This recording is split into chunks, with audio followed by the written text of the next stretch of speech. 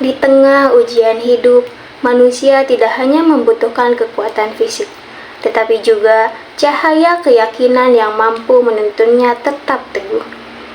Api Tauhid, sebuah novel yang menghadirkan sejarah, cinta, dan perjuangan dalam satu nyala semangat yang tak pernah padam.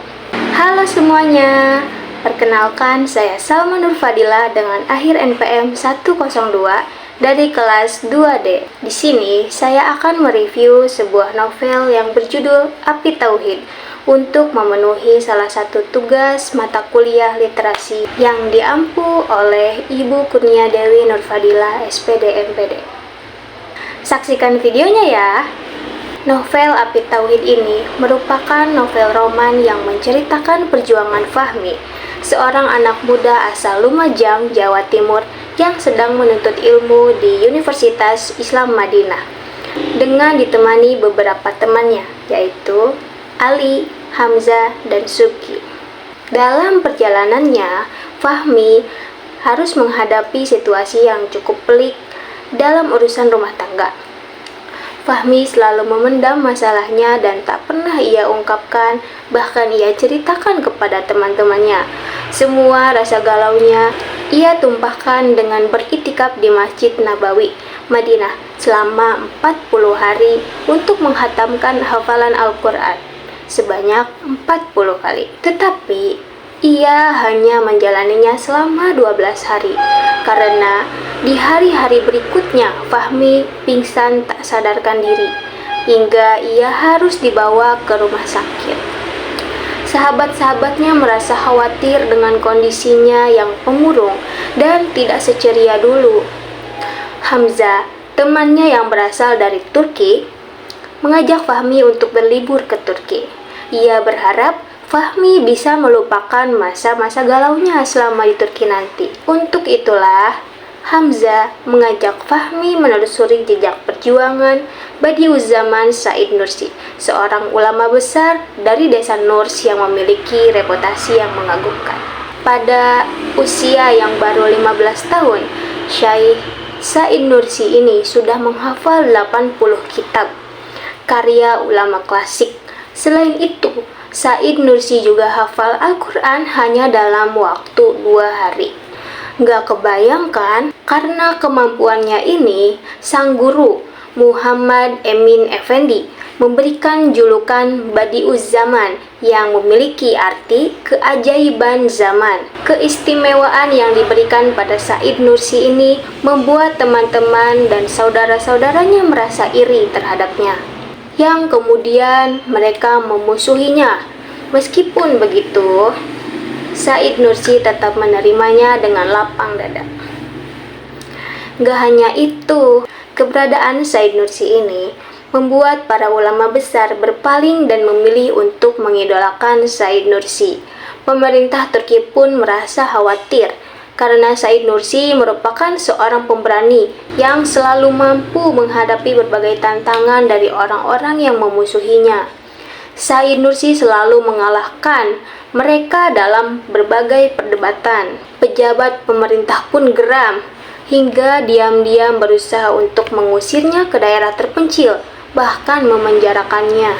Kemudian ia menghadapi Sultan Hamid II hingga Mustafa Kemal Atatürk, seorang tokoh ulama yang mematikan simbol-simbol Islam hingga membuat peraturan yang menindas Islam, mulai dari azan yang harus diubah menggunakan bahasa Turki, larangan memakai huruf hijaiyah Arab, hingga larangan memakai hijab bagi seorang perempuan muslim. Tak hanya itu, dia juga menutup seluruh lembaga-lembaga madrasah Islam. Kemudian, ia berhasil membawa Turki ke arah modern mengikuti ajaran Barat pada masa awal Perang Dunia I. Selama Said Nursi berada di dalam penjara, ia bahkan tidak merasa sedih, melainkan ia merasa bangga atas dirinya sendiri. Karena dari situlah ia menemukan cahaya abadi ilahi. Ia menemukan api tauhid. Ia diam-diam mengajarkan ilmu agama baik di masjid maupun di penjara. Murid-muridnya pun menyebarluaskan ilmu yang diperolehnya kepada masyarakat, baik dengan menulis ulang pesan-pesan Syekh Said Nursi ataupun melalui risalah dakwah. Hingga murid-muridnya ini berhasil merangkum semua pesan dakwah Said Nursi dengan sebutan Risalah Nur. Murid-muridnya setia dan tidak ingin api tauhid yang dikobarkan oleh Said Nursi berakhir begitu saja. Nah, teman-teman, novel yang lebih dari 500 halaman ini menceritakan kisah sejarah Syekh Said Nursi yang dibalut dengan kisah romantisme para tokoh 6 pemudanya, yaitu Fahmi, Suki, Hamzah, Aisel, Emel, dan Bilal. Saya pernah membacanya hingga terbawa suasana seperti diajak keliling Turki. Kemudian melihat jejak-jejak Islam, sekaligus kisah Badiu'zzaman Said Nursi. Mulai dari keliling Istanbul yang dulunya bernama Konstantinopel itu, ibu kota Kekaisaran Romawi atau Bizantium, Kaiseri, Gaziantep, Sanliurfa, Akçatekir, Konya, Isparta, dan Berla. Dari kisah hidup Badiu'zzaman Said Nursi ini, kita dapat belajar bahwa perjuangan tidak selalu dilakukan dengan kekuatan fisik, tetapi juga dengan keteguhan iman, ilmu, dan kesabaran.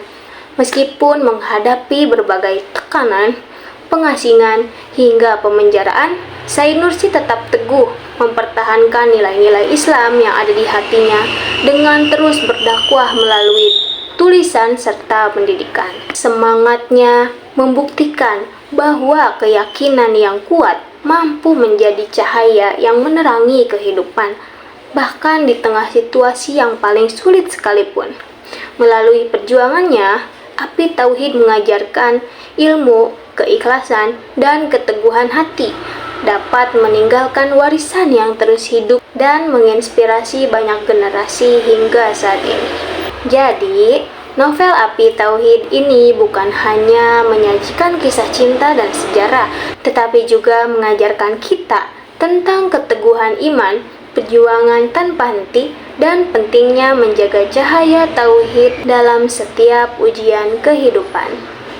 Terima kasih, saya pamit undur diri. Wassalamualaikum warahmatullahi wabarakatuh.